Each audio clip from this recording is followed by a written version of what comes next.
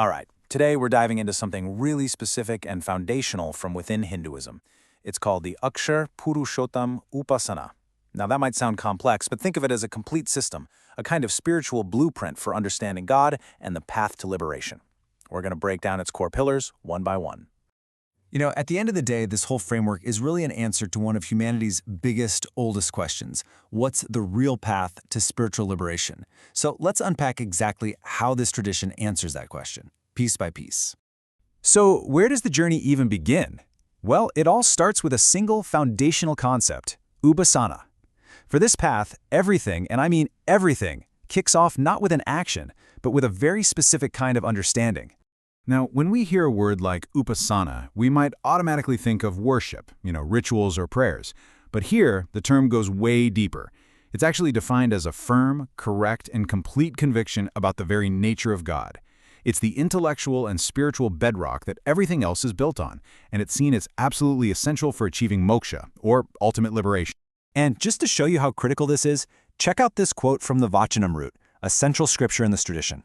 Sriji Maharaj says that all spiritual progress, every single achievement, comes from the strength of this correct understanding.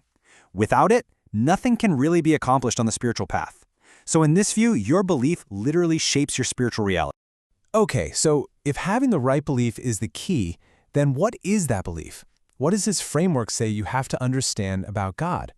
Well, that brings us to two of the most defining attributes.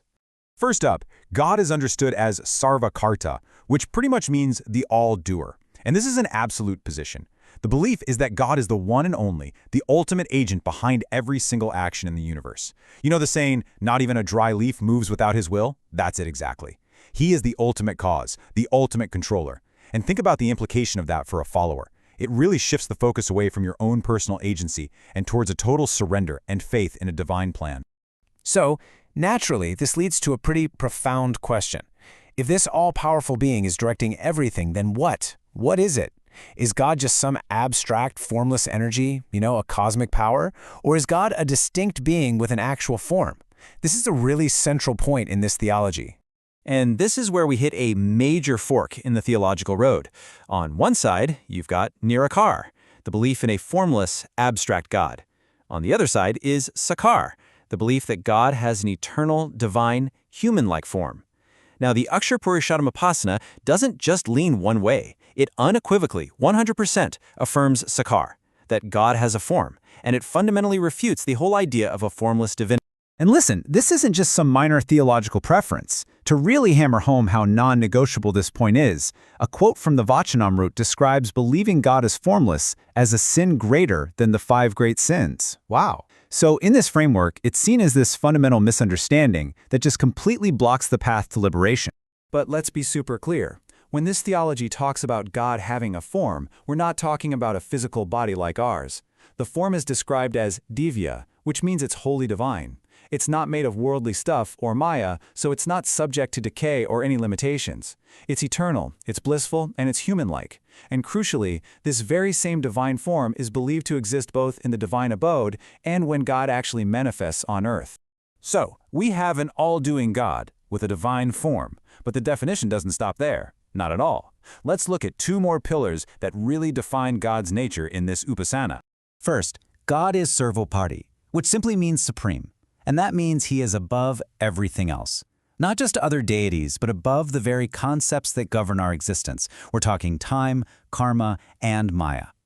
Within this framework, he's even considered superior to Akshar Brahma, which is understood as his divine abode. There's just nothing higher. And second, and this is such a vital concept for the devotee, God is Sadapragat, or always manifest. This is the belief that God isn't some remote historical figure. Nope. Instead, he is perpetually present and accessible right here on earth, right now, through a living, God-realized spiritual master or guru. This makes the path to liberation a tangible, living reality, not just some abstract idea you chase. Okay, now we get to what is arguably the most unique and distinct element of this entire theology. It involves a concept called Akshar Brahma, and it lays out the precise path a devotee is supposed to walk. So what in the world is Akshar Brahma? Well, it's this really multifaceted spiritual reality, and you have to understand it in 3 ways at the same time. First, it's the divine abode where God lives. Second, it's the ideal model of the perfect devotee. And third, and this connects right back to our last point, it is the living guru on earth through whom God is manifest. This threefold nature is really the key to the whole path. And this just lays out the path for the seeker so clearly. Step 1. Get the Upasana right. Understand God, or Pursushottam, as having form, being the all-doer, and being supreme. Step 2. Connect with that Pragat, or manifest guru, who is the form of Akshar Brahma. Step 3 is the big transformation. Through that association, the devotee works to become Aksharup, that is, to get the same spiritual qualities as Akshar Brahma. And only then, in step 4, can someone offer the kind of pure, perfect worship to God that actually leads to liberation. So we've looked at all these individual pieces of the puzzle. Now let's put it all together and see the complete framework in one clear shot. This table just lays it all out perfectly, doesn't it? You've got the 5 pillars we've been talking about. It starts with Karta, God as the doer, which builds that sense of surrender. Then Sakar, God with form, which gives you something to focus your devotion on. Sarvopari establishes God's supreme nature and your singular loyalty. Pragat makes salvation accessible right here, right now. And finally, Aksharup, the goal of becoming like Akshar, is the very method that makes that pure worship even possible. The really crucial takeaway here is that these aren't just 5 separate interesting ideas. They're presented as a single interlocking system. According to this theology, a correct and complete understanding of all 5 of these pillars together is what forms the Akshar Pursushottam Upasana. And getting that complete understanding is considered the one and only way to achieve ultimate liberation. And that leaves us with a final thought to chew on. When the path is this specific, when the nature of God is this clearly defined, how does that actually shape the daily life, the day-to-day choices, and the entire worldview of a follower? It's a really fascinating question about where theology and real lived experience meet.